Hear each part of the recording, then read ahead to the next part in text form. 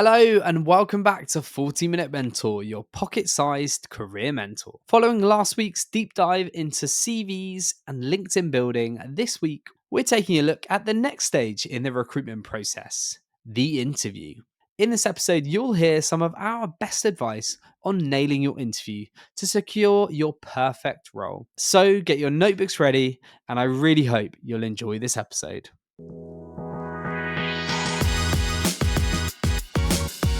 So for me, first and foremost, in this day and age, there is no excuse not to come really well prepared for your interviews. The likelihood is you're going to be up against some pretty stiff competition. So it's more important than ever that you go in really having done your due diligence on the company, the culture, the founder, or the hiring manager. Most importantly, so you can go in really confident and having a really clear view on the company. And that will help you bring your experience to life and tailor it towards what they need. So when it comes to preparation, there's lots of different ways you can do this. Most founders of companies and a lot of people that will be hiring will have been on podcasts or will have created video content on YouTube. So that is one of the first things you can do to get a really good insight into their communication style, potentially their values, how they think about hiring even. So that is an absolute go-to now, I say. Go and check out content. Of course, the website will give you lots of information as well, but I think you need to go much deeper these days. Read articles. If it's a consumer product, be a customer. Go through the experience and share your experience at interview. Can you talk to anyone in your network that's previously worked there or has been a customer of theirs? Try and do your own due diligence to really get under the skin of the business, understand what really makes it tick. And as a result, you'll be able to have much more insightful, thoughtful, and considered questions at the end of the interview, which is often something that can let candidates down when their questions are a bit generic. Do your research. And you might think that that's like a very basic thing, but you'd be surprised at how many people do not actually do this before going into an interview, and it's so important. So my top tip is, be so prepared and do all the research. I think a big thing is not being able to communicate your USP and like, what are your strengths? What do you bring to the table? To be able to do well at an interview, you really need to show like, why should you be hired for this role? Like, what are you bringing?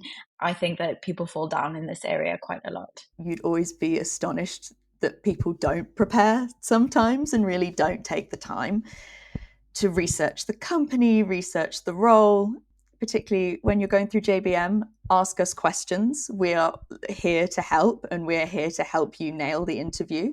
So I think the biggest non-negotiable is just to really make sure you are up on the company, up on the role, you've really read the role spec, and you're going into the interview with lots of questions, lots of things to talk about. It's an opportunity for you to interview. We hear this a lot, right? It's an opportunity for you to interview the company as much as for them to interview you. And it can definitely be driven partly from your side, and preparing is the way that you'll be able to actually do that, and you'll be able to get as much out of it as possible. I think research is really, really important. That is a huge sort of topic to cover. But simple things: have you researched the industry of the business that you're interviewing for? The industry in general, what's the breaking news, what interesting articles have been released? That's kind of the top level. I then think you need to dig a little bit deeper and look at the company specifically that you're interviewing for. Again, there's so much information out there. Make sure that you are like fully up to date with any breaking specific company news as well, because again, it all goes to show that you've got a genuine interest in the business that you're potentially joining. If you're asked a question, tell me a bit about the industry, or tell me some recent news about us as a company, and you've missed that, it's not going to come across brilliantly. So I think researching is really, really important. And then I think off the back of that, making sure that you go to an interview loaded with sort of questions for the person that you're speaking with. And again, this can be, use it at different levels. Don't kind of throw too many questions at them as if to show, look, I've done so much research, I've got all of these questions in the world. Make sure they're relevant, make sure they're interesting as well. Don't just do it for the sake of doing it. But again, I think it's important that, as somebody interviewing for a role, interviews these days are now very two-sided. It's less of a, I'm applying for a role, therefore person interviewing me is the only person that's going to ask the questions. I think you as someone being interviewed need to make sure that you come away from that interview feeling that you know enough about the business as a whole, about the direction they're heading in, about company culture, company work style. Is it fully remote? There's so many different elements that you're not necessarily going to come away from an interview knowing unless you've actually asked those questions. Prepare. You'd be surprised at the amount of people that go into an interview without doing any research. And I'm not just talking about the interview with the actual client, but I'm also talking about the interview with the recruiter that is putting you forward. I feel people underestimate that in itself is also a vetting stage for us. So do put the time to research ahead of that first call with the interviewer and the recruiter.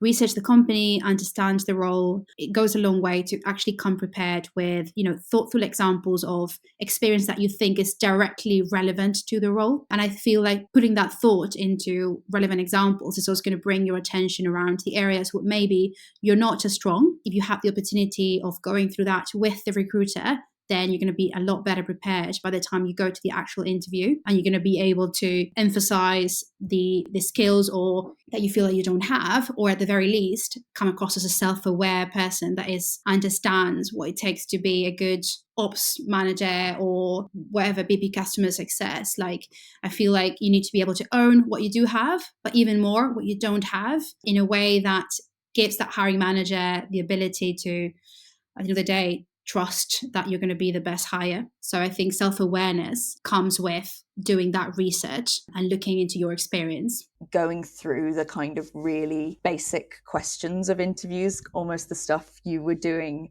for interviews when you were getting your first job, the really basic behavioral stuff, reminding yourself of recent examples when you have worked together successfully in a team or things of that ilk, I think can be kind of overlooked once you reach a certain level of seniority, but they're actually super important, and they're still skills that people are looking for, even at the executive search level.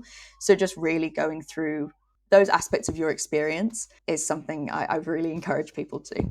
When you're working with someone like me, the interviews that we're having, yes, I'm assessing you, but remember, I'm also on your side. The purpose of the kind of headhunting side of the interview is to build that case for your candidacy, right? So as such, you take your time. Like, if we're taking the time to interview you, we probably have a good feeling about you already. Where I see kind of more polished interviewers, they're more on top of their stats, they're more on top of the metrics, they've got their narrative nailed down. There's a kind of coherent linearness to the story that they're describing.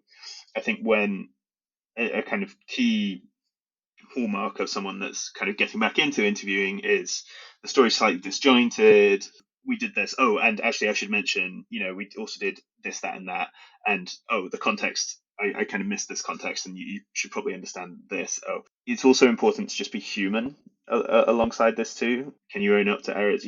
Not everything is rosy, especially these days, right? Like, things aren't necessarily your fault, but similarly, you were involved in them too. So I guess own up to the human element of your career. I think another mistake is not asking good questions, being really generic, not having good enough reasons as to why you want the job and why you want to work at a company like that. That's a real frustrating one for me as a headhunter when I hear that. Particularly in early stage startups, one thing that is super important is scrappiness and ability to be really hands-on and get stuck in, and having that resilience and resolve to kind of tackle lots of different problems. I think sometimes candidates can find it difficult to get some of that across. So really bringing relevant examples to the fore and really getting the softer skills across at interviews is super important. And a lot of that comes from the research. Do you understand what their business is all about? What types of personalities, what values do they have? And how can you tailor your experience to the brief and what you know of the business? One big faux pas that I have witnessed and received quite a few times as feedback from our clients is that I know I have said to ask questions, but sometimes too many questions can come across as relatively arrogant. So making sure you strike the right balance between being curious and trying to understand the business, but also leaving space for the interviewer to be able to question you is also important. In terms of preparing for interviews, a lot of these founders who are in early stage businesses or in high growth journeys will have probably done some sort of PR exercises, whether that be podcasts, whether that be interviews with tech magazines. Have a read, try and understand what is important to them, try and understand the person behind the interviewer is, I think, a really good way to prep for those interviews. Obviously, looking at the organization, trying to figure out what the org structure looks like, going onto their LinkedIn page, trying to understand how large the product team is versus the marketing team is, the sales team, etc., is super helpful as well. Can give you a good idea and some more context for your questions as well. Looking at the competitor market, obviously, that sounds like a total given, but you'd be surprised how little people do this as well in senior roles. So that is really important. In terms of non-negotiables during interviews, one of the biggest mistakes that we see is people actually not asking the right type of questions.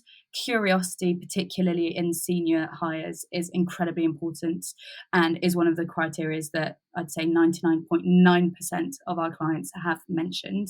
So coming with your questions, trying to really understand the industry, the space, the challenges that they've had, the blockers, the opportunities is really important. So coming in prepared with some good questions and some genuine questions that go deeper and into more detail of the organization is incredibly important.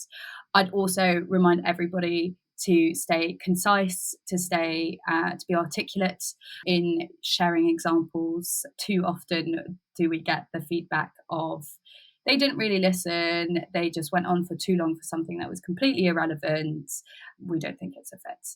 It has a huge impact on the experience of the interviewer. I think companies, people who are hiring, really want to know that you care. They care a huge amount about their business, and they want to know that anyone they're bringing into their business is also going to care hugely about it. So I think that makes a really good interviewee. And conversely, a bad interviewee is someone who's not massively engaged with the process and not massively excited. In terms of preparedness, I think you can definitely tell when a candidate has given the job description a brief once over. So again, going back to that, just really spending some time, like some decent time getting to know it, getting to know the job description. So I think when you're interviewing, make sure that the sort of human element behind you is coming through, that the character and the personality sort of shines through. Ultimately, the person that's interviewing you wants to know what you would be like to work with. If they were going to be stuck on a train up to Scotland for 6 or 7 hours, could you get on? Would you have common ground? Would you get on well? So I think ultimately be yourself, because that's ultimately what people are hiring for. And I think difficult to tell someone to be themselves, but at the same time, I think sometimes interviewees can be too rehearsed and almost, get thrown by out of ordinary questions. So I think the whole thing is just having that sort of genuine approach, because a big part of what people hire, yes, it's kind of the experience, the skills, but it's also the personality and the person behind that. Don't be a robot. Don't just give rehearsed answers. It's really important that an interview can flow as well as possible. So take time to, if you can, build a relationship at the start of the interview, get your personality across, really show a passion for the business that's genuine and clear, because that's super important. And make sure that you nail the questions around why you're interested in the role, why you're interested in the company. Get those motivations across. That's an easy win. You've got to really show that you've done your research and you've really considered why this role and this company is perfect for you at this point. I also think something that is quite overlooked is, which is hard to put into words, but the level of energy and the attitude that you bring to an interview is something that I think it's really important. How one leaves an interview, like, do you feel drained or do you feel energized? It's because of that attitude, because of that energy. Don't overlook how you're coming across. In anticipation of that interview, put yourself in a good mental state. Take 10 minutes to not just prepare, but think of the interview as starting 10 minutes earlier, and use those 10 minutes to get yourself in the right state ahead of that interview, and focused and calm, and try to bring the best version of yourself and try to bring a good attitude and strong energy into that, because the energy is something that, even if they can't remember you or your story, that is something that is hard to forget, and that sticks. The first impression always sticks. So make sure that you come across well, not just in what you're saying, but also in your whole like, sort of body language and making eye contact and smiling. Don't forget that actually people are still at the end of the day looking for someone that they genuinely want to work with. As part of the interview process, like very basic things, names spelled incorrectly. Just you've taken so much care and attention, and then at a very critical moment, you've spelled their name wrong. Sometimes following up with the interviewer afterwards, not always a good thing. I think everyone's been guilty of this, right? You have that interview that you're like, I'd love to do this job. It's a bit of a stretch for me, but it's just exactly what I want to be doing. Interview comes around, you just bomb. You're getting more nervous because you can see it's going worse and worse, and so you're trying to recover it, and that's just making you sound like an insane person, and etc. And then you kind of come to the afterwards, and you're like, I should really send a follow-up message. I think that's the point, to just sleep on it. It's okay to send a follow-up message the day after, but if you're sending a follow-up message which is 40 paragraphs of I didn't think I did particularly well, and you're still trying to recover a bad interview, like that's not ever going to help you. So yeah, I guess that the broader point here is, sure, you'll have a sense of how you thought an interview went, but you can never fully get inside the mind of the person that's just been interviewing you. Like I say, sometimes that's easier said than done because a lot is communicated over email, or we do know that ghosting sort of happens. But I think where possible, follow up. Where you then have that feedback, we have candidates that go through 7 or 8 stages, or quite a big element where people fall down is case studies. It's part and parcel of a lot of processes, and people that have come from a consulting background or a banking background will have done case studies when they first got those roles, but they might not have done them recently. So again, it's going back and refreshing yourself, making sure that you do practice, use friends and peers where possible. If there are elements of interviews you feel you're falling down on, and you think that a bit of rehearsal can help with that, then I think definitely seek help with that. Every failure is a redirection. So really listen to the feedback that you get from your recruiter and from a client. Obviously, take what's useful and leave what isn't, but there are going to be some absolute gems, and they can hopefully help you both to get better at interviewing, but also maybe direct you towards the dream role, the perfect role, the one that's going to be the right fit for you. And again, sounds really stupid. And in today's kind of remote world where a lot of interviews are, done over Zoom or any other platform, when you do have those sort of face-to-face meetups, again, it sounds really stupid and old-fashioned, but like make sure you've kind of gauged the vibe of the interview style and what you should be wearing. Like back in the day, it was very easy. It was like, sort of smart business attire. I think gone are the days where you're expected to turn up in a suit and tie. Some companies might still go for that. So definitely make sure you check that vibe. But similarly, don't turn up too casual, baseball cap, t-shirt, shorts type scenario. So again, gauge the vibe. You can usually pick up on that through the website. But there have been times where I've known that to go disastrously wrong. We've had a person turn up to quite not a corporate environment, but it's still, quite a professional environment. And this person turned up in a baseball cap, so didn't read the room. Also, people not putting things in their diaries and then just not showing up. Like this happens all the time, and it still is really quite astounding to me. I think make sure that when you're interviewing for a role, that you consider the kind of pull factors of why you're applying for this role. I've had candidates in the past basically turned out they've hated the business they've worked for, they've hated their managers, they've hated their colleagues, and they've maybe put a bit too much emphasis on that at interview, which kind of doesn't make the interviewer feel super bought in that you're in love with their company versus actually you just want to get the hell out of where you're coming from. So be careful when you're doing that. Even if it's true, find something else to to kind of say, because I think that never lands well.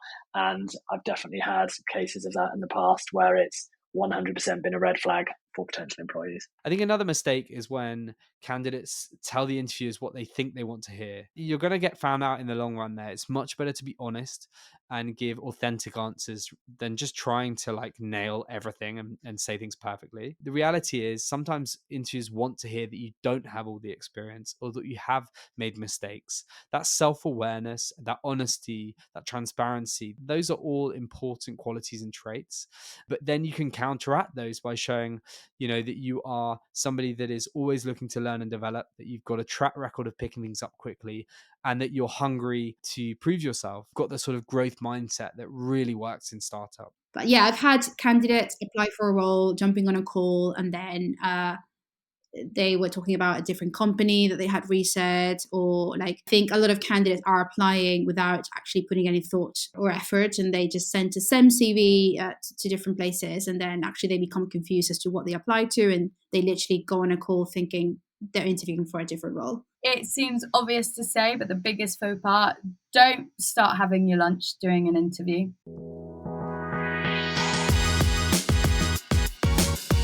Thank you so much for tuning into today's episode of 40 Minute Mentor. I really hope that if you're interviewing for any roles at the moment, that you'll find this episode super useful with lots of actionable advice and tips to help you nail your interview. If you haven't caught up on last week's episode yet, please make sure you do. There's some great tips in there for anyone that's looking to optimize your CV in LinkedIn. And if you're enjoying 40 Minute Mentor so far, then do hit the subscribe button to be the first to find out about our new weekly episodes every Wednesday. That's all from us today, but I'm already looking forward to seeing you next week for even more pocket-sized mentorship.